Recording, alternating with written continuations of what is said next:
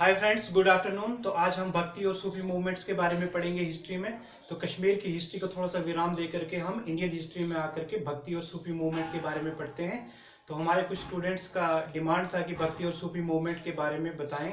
तो भक्ति और सूफी मूवमेंट्स की बहुत सारी वीडियोस बनाएंगे। तो फ्रेगमेंटेड तरीके से हम हर एक वीडियो में अलग अलग तरीके से काफ़ी डिटेल में एक्सप्लेन करेंगे हर एक चीज़ को। तो जिसमें हम भक्ति मूवमेंट कैसे, कब स्टार्ट हुआ, क्यों स्टार्ट हुआ, उसके रीज़न वगैरह और सभी जो मतलब रिलीजियस लीडर्स या जिन्हें संत कहा जा सकता है, तो हर एक सेंट के बारे में हम पढ़ेंगे। ठीक है। इसके अलावा सूफीज़म के बारे में पढ़ेंगे और उसके डिफरेंट जो सिलसिला है उसके बारे में भी हम पढ़ेंगे। तो हम स्टार्ट करते हैं भक्ति मूवमेंट से, आज भक्ति और सूफी मूवमेंट में से। ठीक है। तो भक्ति मूवमेंट की बात करते हैं। भक्ति मूवमेंट, ठीक है। तो देखिए भक्ति मूवमेंट जो है वो सबसे पहले आपको बताते हैं कि भक्ति मूवमेंट है क्या। ठीक है। अब भक्ति का जो मीनिंग है, भक्ति भक्ति का मतलब होता है कि डिवोशन टू द गॉड, यानी हमने खुद को भगवान को समर्पित कर देना है, खुदा को, अल्लाह को, ईश्वर को खुद को समर्पित कर देना है उसके लिए। या आप कह सकते हैं कि passionate love for the God, तो उसको कहा जाता है भक्ति। तो इसे कहा जाता है डिवोशन, ठीक है, गॉड के लिए। या आप कह सकते हैं पैशनेट लव, किसके लिए? गॉड के लिए। ठीक है। तो हम खुद को समर्पित कर देना है या पैशनेटली ऊपर वाले से प्यार करना है, लव करना है, तो वो हो गया भक्ति मूवमेंट।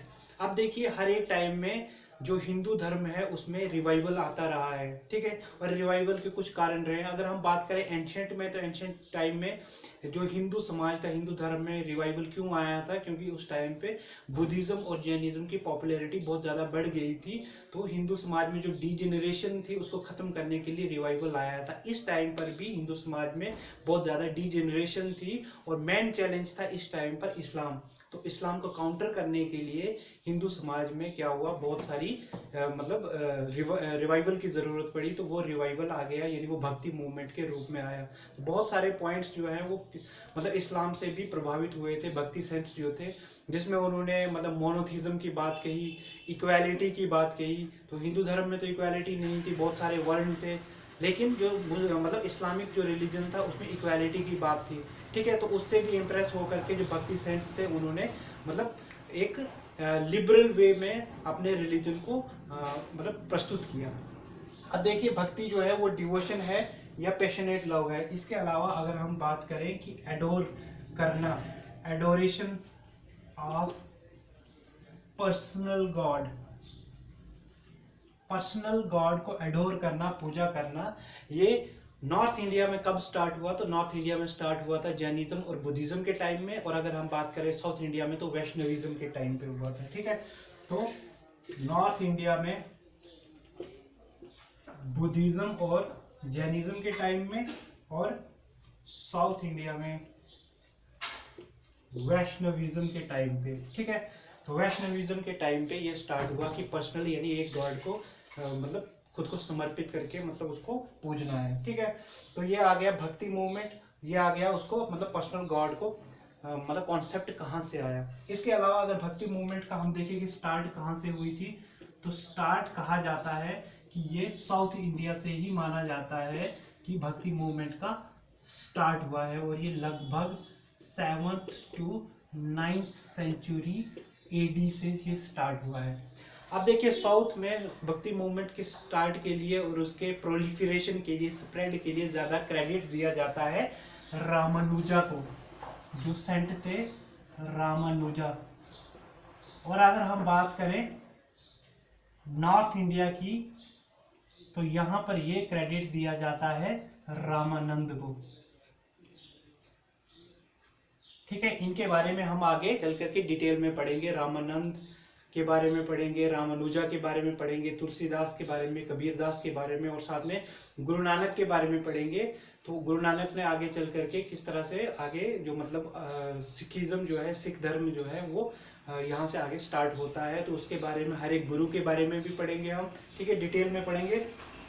तो 7th to 9th सेंचुरी में यानी ये साउथ इंडिया में कहा जाता है कि स्टार्ट हुआ, और नॉर्थ इंडिया में इसके मेन जो कहे जाते हैं जिन्हें ज़्यादा क्रेडिट दिया जाता है वो रामानंद है, और साउथ इंडिया में रामानुजा को ज़्यादा क्रेडिट दिया जाता है भक्ति मूवमेंट के लिए।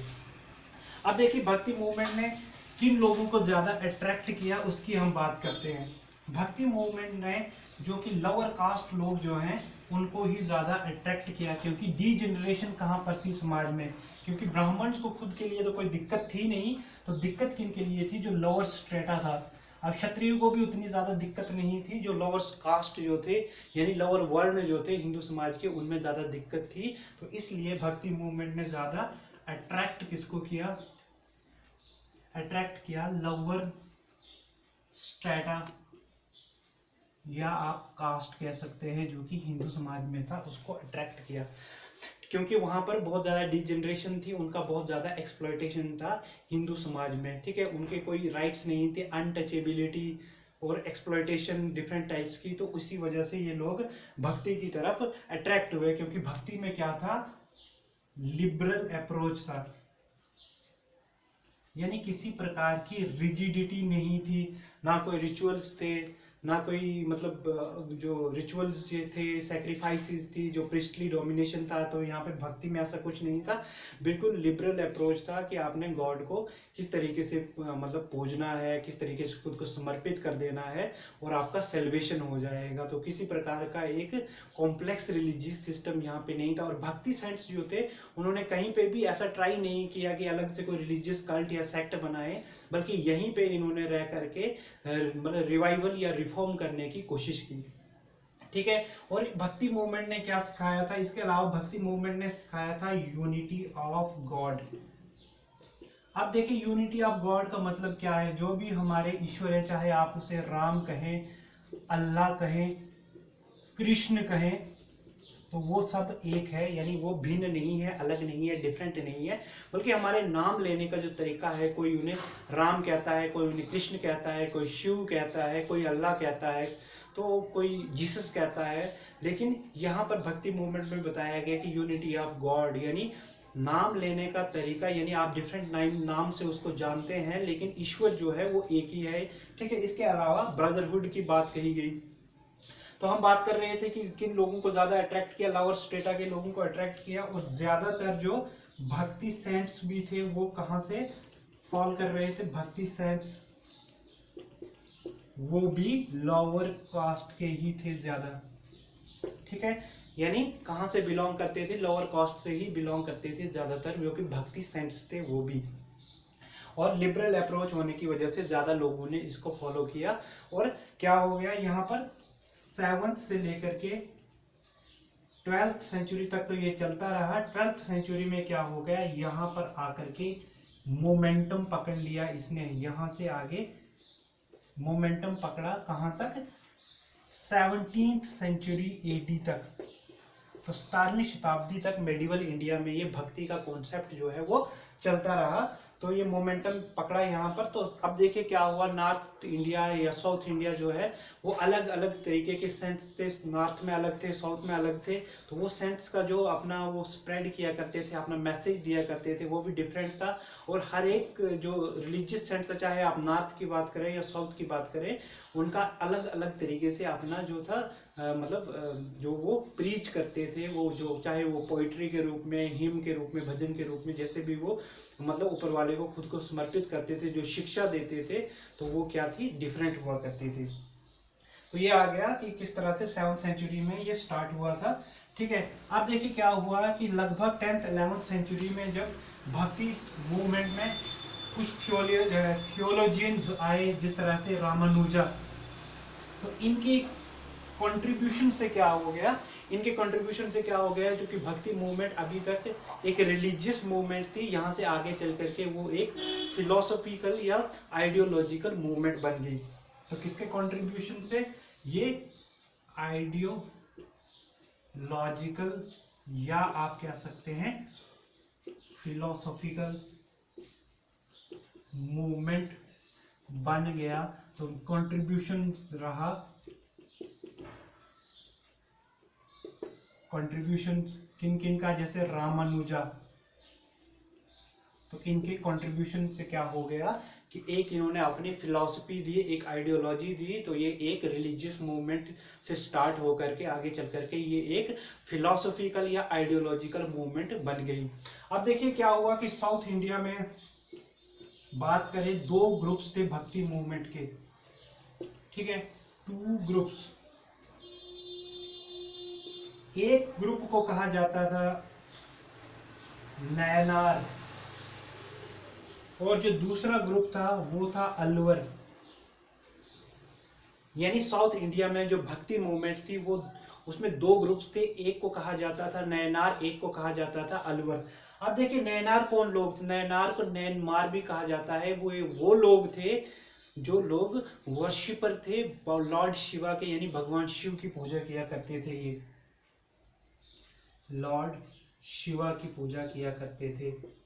और ये लोग जो हैं ये लॉर्ड विष्णु की पूजा किया करते थे अलवर।